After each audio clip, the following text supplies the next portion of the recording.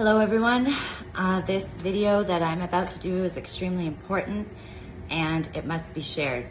What is happening in Canada in less than 2 months is nothing short of a massive genocide. On March 17th, 2023, eligibility requirements for medical assistance in dying has been changed. And I'm going to read you what is going to happen in under 2 months. On March 17th, 2021, changes to Canada's MAID, medical assistance in dying legislation, became law. Changes to eligibility criteria. The revised law modifies MAID, medical assistance in dying eligibility criteria. As of March 2021, persons who wish to receive MAID must satisfy the following eligibility criteria: be 18 years of age or older and have decision-making capacity, be eligible for publicly funded healthcare services, make a voluntary request that is not the result of external pressure, give informed consent to receive MAID, meaning that the person has consented to receiving MAID after they have received all the information necessary to make this decision. Have a serious and incurable illness, disease, or disability, excluding a mental illness until March 17th. So as of March 17th, they are going to include mental illness in here. Be in an advanced state of irreversible decline in capability, have enduring and intolerable physical or psychological suffering that cannot be alleviated under conditions the person considers acceptable. Canadians whose only medical condition is a mental illness. Canadians whose only medical condition is a mental illness and who otherwise meet all eligibility criteria will not be eligible until March 17th, 2023. This includes conditions that are primarily within the domain of psychiatry, such as depression and personality disorders. Other outstanding important questions related to MAID, such as eligibility of mature minors. My daughter is going to be 18 this year. This is sick.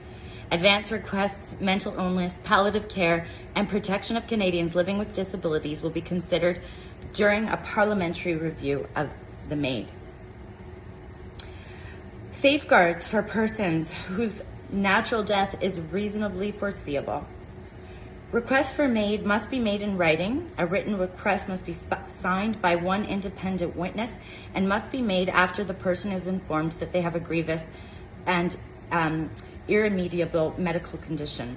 A paid professional, personal, or healthcare worker can be an independent witness. A paid person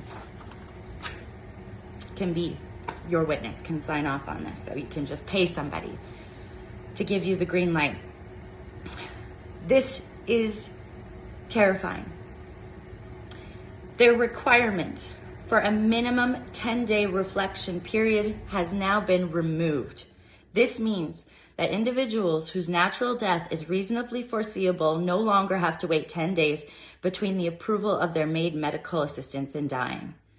The final consent, the revised law, now allows the waiver of the requirement to provide final consent immediately before receiving MAID for patients whose death is reasonably foreseeable. Where the person has been assessed and approved to receive MAID, the person is at risk of losing decision-making capacity before their preferred date, so they might change their mind. The person makes an arrangement in writing with their practitioner to waive final consent, and according to which the practitioner will administer MAID on their preferred date if they have lost the capacity to provide final consent at that time. I also want to know who can help. Want you to know who can help in dying. Who can provide medical assistance in dying? And this is straight off the Government of Canada's website. You can go find this information for yourself. Physicians, nurse practitioners.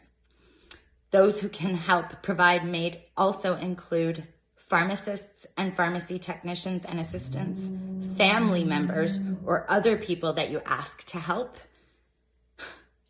healthcare providers who help physicians or nurse practitioners. These people can assist in the process without being charged under criminal law. However, physicians, nurse practitioners, and other people who are directly involved must follow the rules set out in the criminal code. This is less than 2 months away. Minors, the 18-year-olds, can make this decision provided they are given informed consent and they have the mental capacity to do so, which means moms, dads, you won't have a say if your child wants to take their life.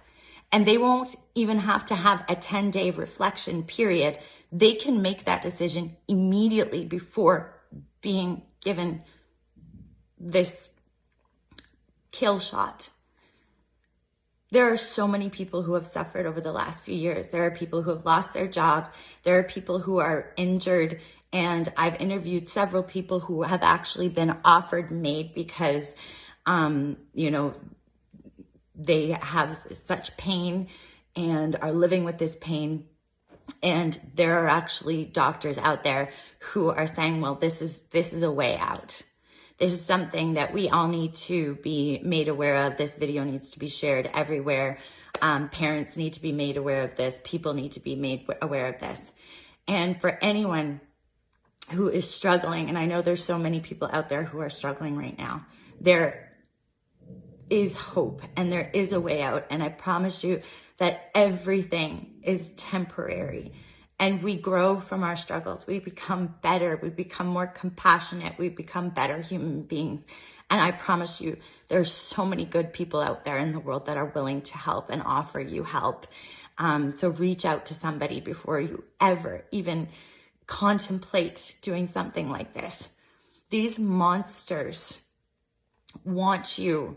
This is the easy way out. They want you to choose this. And this is a genocide. They're going to kill so many people. So many people. And,